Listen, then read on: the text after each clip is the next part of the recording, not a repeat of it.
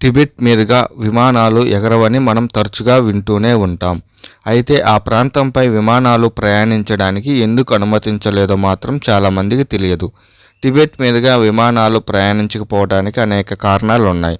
వాటిలో ఒకటి వాతావరణ ప్రతికూలత. టిబెట్ను రూల్ ఆఫ్ ది వరల్డ్ అని కూడా పిలుస్తారు. ఇది సముద్ర మట్టానికి సగటున 4500 మీటర్ల ఎత్తులో ఉంది. అంత ఎత్తులో వాతావరణం పీడనం తక్కువగా ఉంటుంది. దీని కారణంగా ఆక్సిజన్ స్థాయి తగ్గుతుంది. విమానం ఎగరాలంటే వాతావరణం పీడనం సరిగ్గా ఉండాలి. టిబెట్ వాతావరణంలో తరచుగా మార్పులు చోటు చేసుకుంటాయి. ఉన్నట్టుండి ఒక్కసారిగా కఠినమైన వాతావరణం ఉంటుంది. ఆ ప్రాంతం ఎక్కువ ఎత్తులో ఉండటం కారణంగా భారీ హిమపాతం, చల్లని గాలులు వీస్తుంటాయి.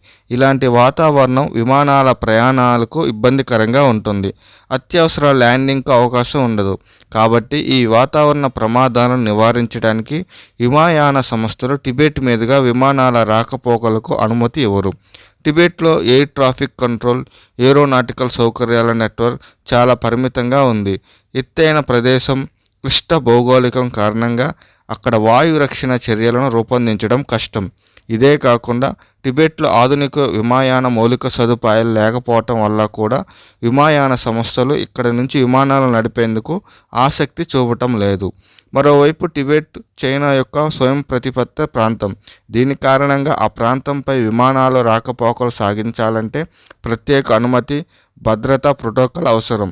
ఈ భద్రత, రాజకీయ సమస్యల కారణంగా అంతర్జాతీయ విమానయాన సంస్థలు తరచుగా టిబెట్ మీదుగా విమానాల రాకపోకలకు ప్రాధాన్యతనివ్వరు.